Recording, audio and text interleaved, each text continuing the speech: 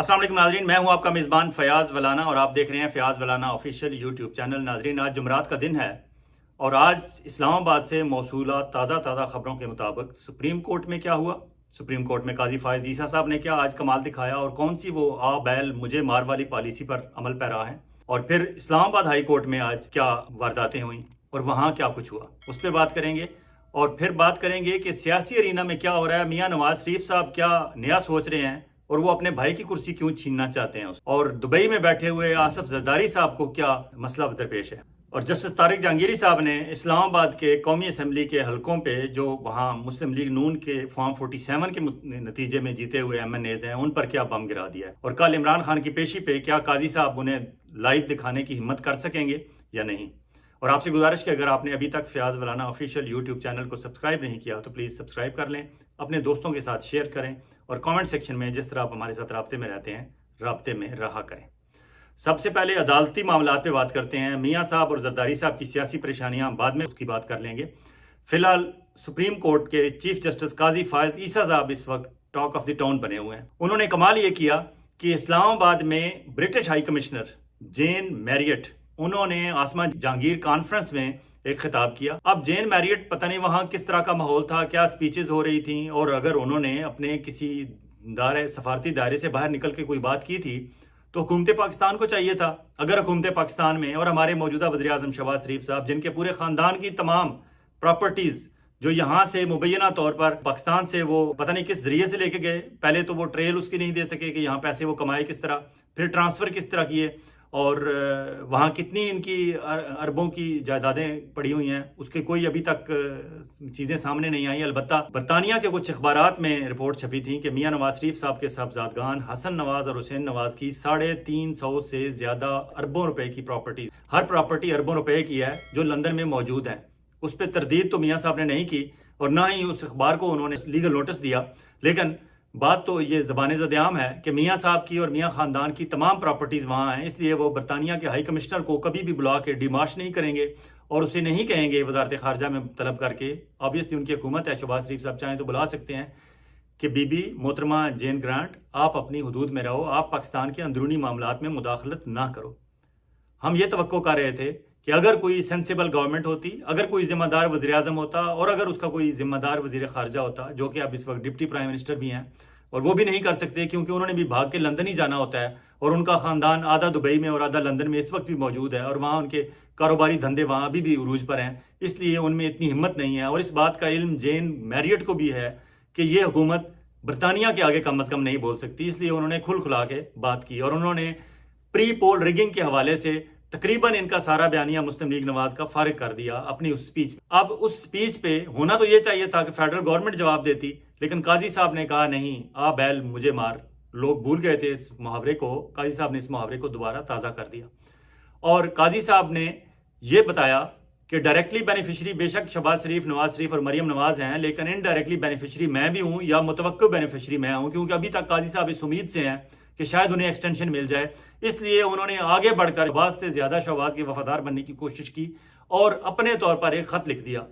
अब chief justice of Pakistan को इस खत लिखने पे सुप्रीम कोर्ट के रिपोर्टर मतीउल्लाह जान और दीगर तमाम रिपोर्टर्स ये कह रहे हैं कि काजी साहब ने मिसकंडक्ट किया है सीरियस। अब उनके खिलाफ एक्शन कौन ले और उनके खिलाफ केस कौन, एप्लीकेशन कौन दे, और अगर एप्लीकेशन दी जाएगी तो ऑब्वियसली वो जुडिशल कमीशन के पास जाएगी। अब जुडिशल कमीशन में काजी साहब उसकी सरबराही कर रहे हैं तो उस पर क्या होना है। लेकिन दुनिया ने देख लिया कि पाकिस्तान का चीफ जस्टिस एक पाकिस्तान में एक सफारती एहलकार जो अपनी ड्यूटी पे आई हुई है, अगर उसने कहीं कोई बात की है तो काजी साहब अपने सारे काम छोड़ के रजिस्ट्रार को कहते हैं पहले ये लेटर लिखो। अब उस लेटर में काजी साहब जूं काजी साहब लिखते जाते हैं, अपने आप को एक्सपोज करते जाते हैं,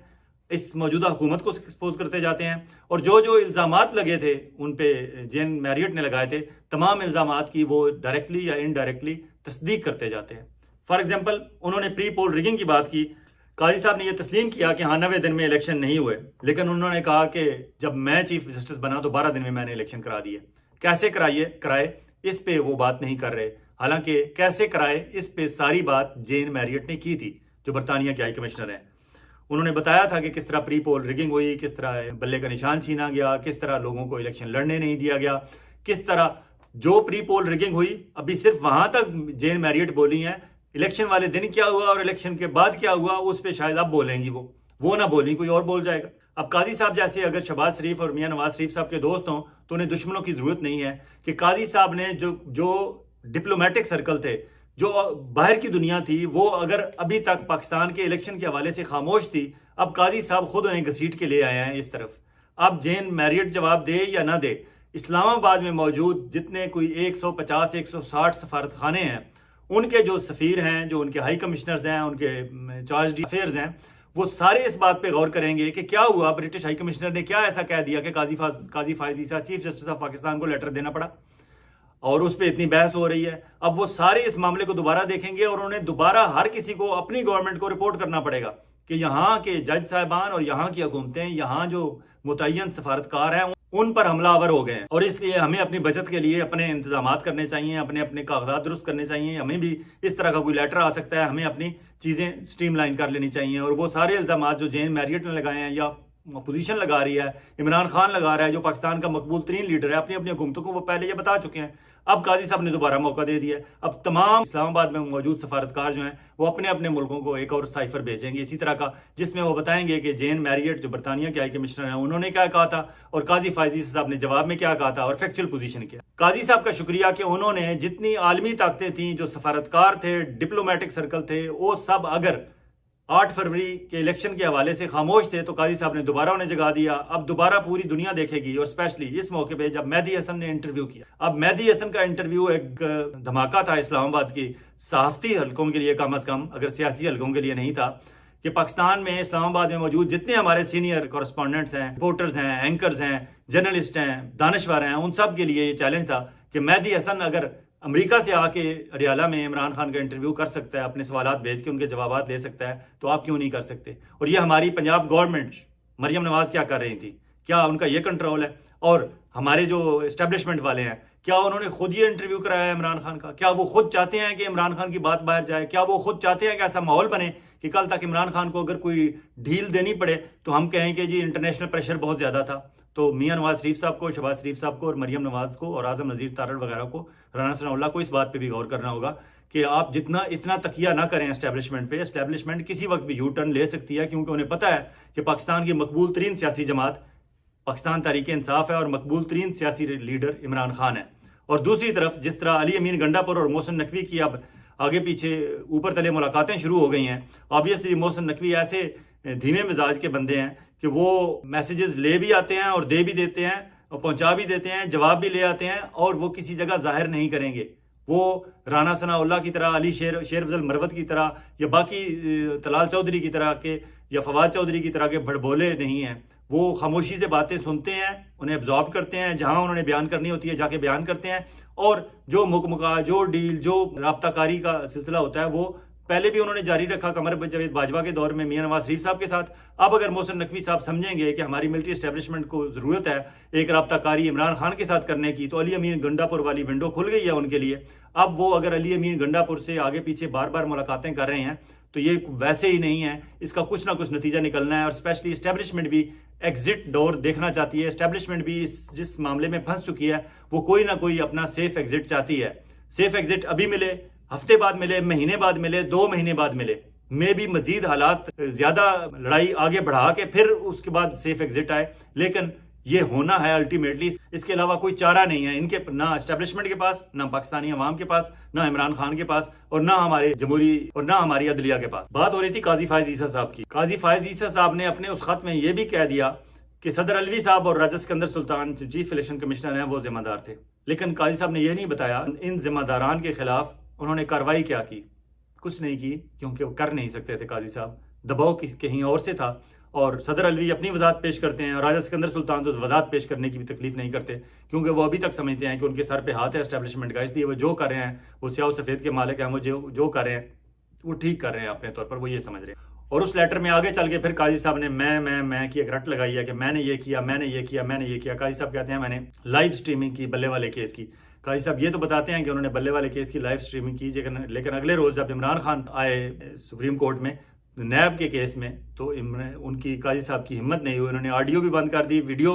بھی بند کر دی، صرف قاضی صاحب نے اور عمران خان کو بولنے بھی نہیں دیا. اب کل دوبارہ عمران خان کی پیشی ہے اور عمران خان نے باقاعدہ اپلیکیشن دی ہوئی ہے کہ میں بولنا چاہتا ہوں، اور عمران خان یہ اناؤنس کر چکے ہیں 30 मई को मेरा बड़ा मैच होगा। अब देखते हैं कि इमरान खान को काजी साहब जो दावे करते हैं कि मैं बड़ी आज़ादी देता हूँ, और उन्होंने जेन मैरियट के बयान के मुताबिक उन्होंने कहा है कि जमहूरियत की असास will of the people respect करना होता है। अब देखते हैं विल ऑफ द पीपल, क्योंकि will of the people Pakistan के अवाम की तो इस वक्त इमरान खान है, और अगर इमरान खान बोलना चाहता है, और स्पेशली जब वो उस नैब तरामीम के उस केस में वो एक पार्टी है, तो उसे बोलने का क्यों नहीं मौका दिया जा रहा, और काजी साहब को इसका भी जवाब देना पड़ेगा। इस्लामाबाद में सुप्रीम कोर्ट के तकरीबन तमाम रिपोर्टर्स इस वक्त काजी साहब से जवाब मांग रहे हैं कि काजी साहब आपने ये किया क्या है, और एक उस लेटर की एक सतर का जवाब हर रिपोर्टर ट्विटर पे जाके मांग रहा है काजी साहब के पे, और काजी साहब के पास जवाब कोई नहीं है। अलबत्ता काजी साहब को, ब्रिटिशर्स को बिटवीन दी लाइंस वो शायद ये बताने में कामयाब रहे हैं कि आपके भेजे हुए मियां नवाज शरीफ साहब को मैंने अहल करार दे दिया इलेक्शन के लिए, और वो इलेक्शन लड़ सके मेरी मेहरबानी से। ये शायद वो उन्हें बिटवीन दी लाइंस ये बताना चाहते थे कि मेरे जो एहसानात हैं आप पे, ब्रिटिश गवर्नमेंट पे, क्योंकि आपका भेजा हुआ नुमाइंदा था मियां नवाज शरीफ, उस मेरे एहसान को ना भूलें। ये एहसान भी उन्होंने याद कराया। अब काजी साहब ने वहाँ इस लेटर में एक और कमाल किया है कि उन्होंने बल्ला छीनने के मामले का भी किस्सा छेड़ दिया है, जबकि काजी साहब के पास अपील जो है बल्ला छीनने के फैसले के खिलाफ पीटीआई की अपील काजी साहब की टेबल पे पड़ी हुई है। अब जब एक मामला आपके पास प्री जडिस हो, आपके पास रिस्मात हो, आपके पास ज़ेरे इल्तवा हो, आपने अभी उस पर फैसला सुनाना है, काजी साहब ने इस लेटर में अपना माइंड जाहिर कर दिया है कि वो इस बल्ले के निशान के हवाले से जो अपील उनके पास आई हुई है उसके हवाले से उनका दिमाग क्या कह रहा है। तो वो अपील तो फिर गैर मौसर हो गई, वो उनकी दरख्वास्त गैर मौसर हो गई, और काजी साहब अब किस मुंह से उस बेंच में बैठेंगे जिसने उस अपील पर गौर करना है। तो काजी साहब ने सिर्फ मिसकंडक्ट ही नहीं किया, एक बहुत बड़ी फाश गलती भी कर दी है। अब शायद वो उस बेंच में बैठने के काबिल भी नहीं रहे। अगर बैठेंगे तो फिर लोगों के सवालों के जवाब किस तरह क्या देंगे। दूसरी तरफ इस्लामाबाद हाई कोर्ट के जस्टिस जनाब तारिक महमूद जहांगीरी ने मुस्लिम लीग नून वालों पर एक बम गिरा दिया है। आज वहाँ एनए कौमी असम्बली के हल्का 46, 47 और 48 की पटिशन उनके पास लगी हुई हैं। वो इलेक्शन ट्रिब्यूनल इस्लामाबाद के लिए उसके सरबराह हैं। तो उन्होंने तारिक फजल चौधरी के वकील को कहा है कि अगर आप पेश ना हुए आइंदा, एक तो उन्होंने आज उन पे पेश ना होने की वजह से ऑब्वियसली वो पेश नहीं हो रहे, उनसे वो रिकॉर्ड मांग रहे हैं फॉर्म 45, 47 वाला। तो जो रिकॉर्ड आएगा तो उसी दिन वो ये तीनों हल्के कौमी असम्बली के पीटीआई के पास चले जाएंगे, मुस्लिम लीग से छीन लिए जाएंगे कायदे और कानून के मुताबिक। तो वहाँ उनका वकील नहीं आ रहा, ना तारिक फजल चौधरी और बाकी जो मुस्लिम लीग नून के जीते हुए MNAs हैं वो पेश हो रहे हैं। तो आज तारिक महमूद जहांगीरी साहब ने 15,000 रुपया जुर्माना कर दिया उनके वकील पे, और साथ आखिरी वार्निंग दी है कि अगली पेशी पर अगर ना आए आप तो फिर आपके खिलाफ फैसला कर दिया जाएगा, तो फिर आपके खिलाफ फैसला दे दिया जाएगा। और उन्होंने ये भी कहा है कि फिर तारिक फजल चौधरी साहब जो रुकन असम्बली हैं मुस्लिम लीग नवाज के, उनकी रुकनीत कौमी असम्बली की मुअत्तल कर दी जाएगी। दूसरी तरफ इस्लामाबाद चकशज़ाद टाउन में इमरान खान के खिलाफ 9 मई के हवाले से चंद मुकदमात थे, उसकी हियरिंग हुई डिस्ट्रिक्ट एंड सेशन कोर्ट में, जहाँ नईम हैदर पंजोता और दूसरे पीटीआई के वकील थे। वहाँ कोई सबूत प्रोसिक्यूशन पेश नहीं कर सका, और इमरान खान की 9 मई के 2 मजीद मुकदमात में बाइज्जत इमरान खान बरी हो गए। एक तरफ अदालतों में ये सिलसिला चल रहा है, दूसरी तरफ हुकूमत और एस्टेब्लिशमेंट मिलकर पूरी कोशिश कर रही है कि इमरान खान को दीवार के साथ लगाया जाए। उधर इस्लामाबाद हाई कोर्ट के जस्टिस मोहसिन अख्तर कियानी के पास अहमद फराद जो शायर भी हैं, सहाफ़ी भी हैं और मुख्तलिफ टेलीविजन चैनल्स पर प्रोड्यूसर भी रहे हैं, उनकी बाजियाबी का केस था। और वहाँ ऑब्वियसली मैं अपने पिछले व्लॉग में बता चुका हूँ आपको कि अहमद फराद साहब बाजियाब हो गए हैं, उनकी फैमिली से उनकी मुलाकात भी हो गई है, लेकिन जस्टिस मोहसिन अख्तर कियानी की अदालत में आज़म नज़ीर तारिक साहब ने एक झूठ बोला। अब देखते हैं, जस्टिस मोहसिन अख्तर कियानी साहब ने कहा हुआ है कि अहमद फराद जब तक उनके पास नहीं आएंगे वो इस केस को क्लोज नहीं करेंगे, लेकिन उन्होंने कहा कि जो सवालात मैंने पूछने हैं इदारों से और इन तहकीकाती एजेंसियों से मैंने मांगे हुए हैं, उनके जवाबात मैं मांगूंगा। अब अहमद फराद अगली पेशी पे अगर पेश होते हैं तो यकीनन वो आज़म नज़ीर तारिक जो वज़ीर कानून है उनसे भी बुला के उनसे पूछेंगे कि आपने यहाँ कोर्ट में खड़े होकर कहा था कि अहमद फराद एक शायर हैं, एक सहाफ़ी हैं, उनका दहशतगर्दी से कोई ताल्लुक नहीं है। और दूसरी तरफ जब उनके अजीज़ो अकारब उनसे, उनके घर वाले उनसे मिलने वहाँ मुजफ्फराबाद पहुँचे तो बताया गया कि उनके खिलाफ दहशतगर्दी एक्ट के तहत मुकदमा आज़ाद कश्मीर पुलिस ने दर्ज किया हुआ है। तो जस्टिस मोहसिन अख्तर कियानी उनसे पूछेंगे कि मेरी अदालत में खड़े होकर वज़ीर कानून ये झूठ क्यों बोल रहे थे। अब आते हैं जरदारी साहब की परेशानी। जरदारी साहब की परेशानी जुड़ी हुई है मियां नवाज शरीफ साहब की खुशफहमी में।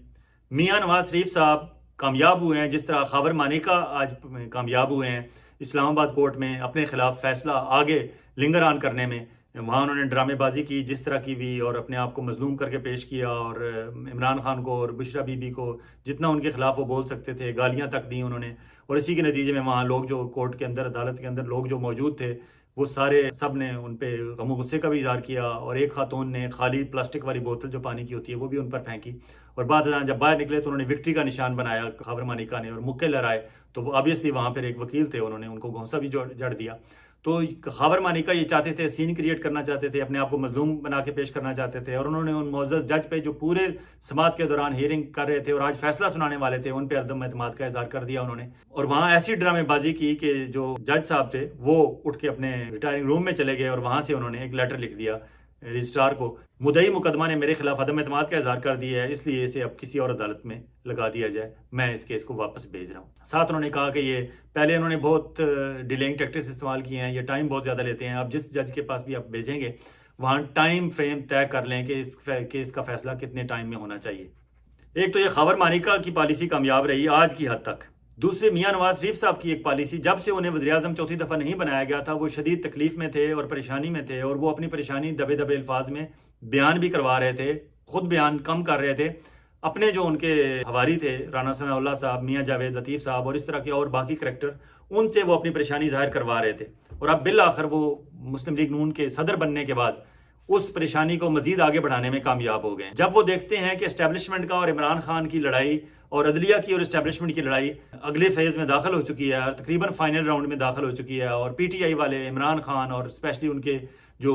یوتھ لیڈر سمجھی جاتی ہے مراد سعید، انہوں نے آج جو ٹویٹ کیا ہے اس سے لگ رہا ہے کہ وہ آخری مارکے میں اپنے آپ کو اتارنے کے لیے تیار ہیں پی ٹی آئی والے۔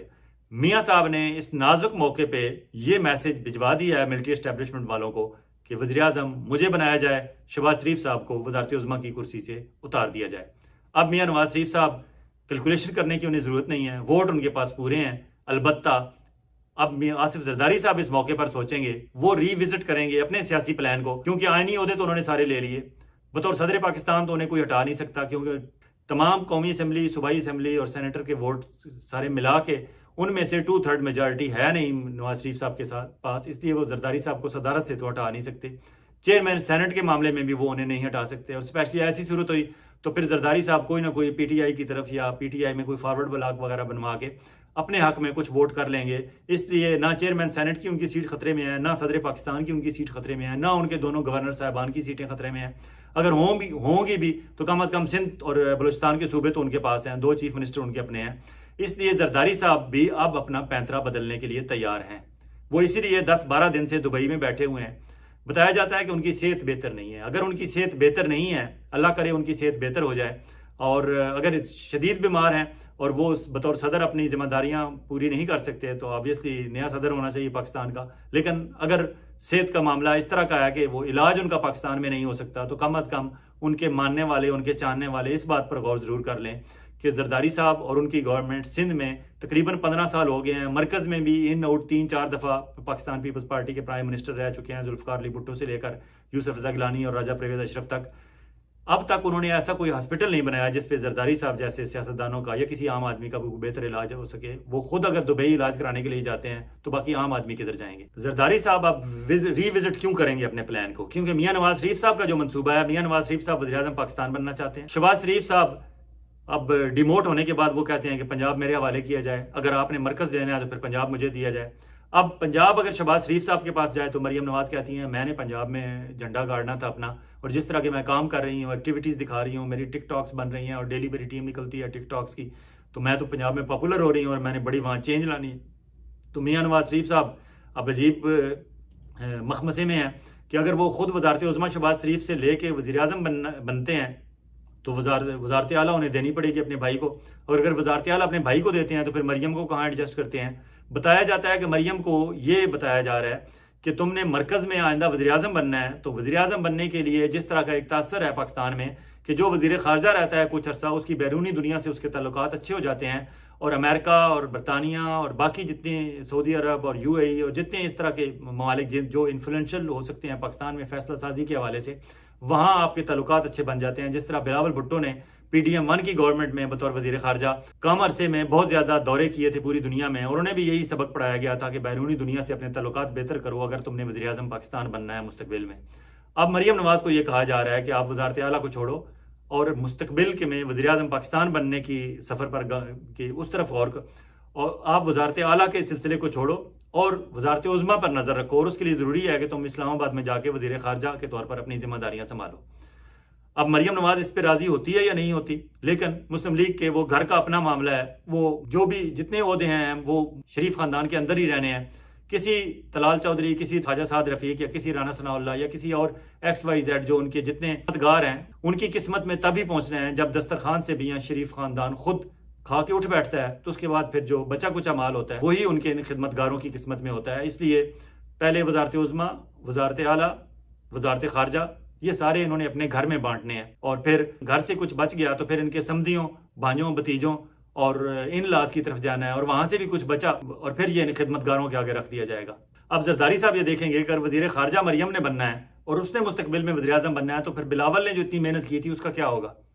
اور وہ یہ بھی سوچ رہے تھے کہ بجٹ کے بعد ہم حکومت میں شامل ہو جائیں، اور اگر حکومت میں شامل ہوں پیپلز پارٹی والے تو وزیر خارجہ کا وہ اپنا حق سمجھتے ہیں کہ بلاول بنے، تو اب وہاں میچ پڑے گا وزارت خارجہ اگر نواز شریف صاحب وزیر اعظم بن گئے مریم نواز کا بلاول بھٹو سے، اور اگر اس طرح کا میچ بن گیا تو پھر آصف علی زرداری صاحب دیر نہیں لگائیں گے یو ٹرن لیتے ہوئے، اور وہ میں بھی PTI سے کوئی رابطے بڑھانے کی کوشش کریں۔ اس میں کامیابی انہیں ہو یا نہ ہو، البتہ مسلم لیگ نواز کو جھٹکا دینے کے لیے زرداری صاحب ایسا کام ضرور کریں۔ اجازت چاہیں گے، بہت جلد ایک اور بھی علاقے کے ساتھ آپ کی خدمت میں حاضر ہوں گے۔ اس وقت تک آپ اپنا اور اپنے گرد و نواح کے لوگوں کا اسی طرح خیال رکھیے گا جس طرح آپ چاہتے ہیں کہ آپ کا خیال رکھا جائے۔ اللہ حافظ۔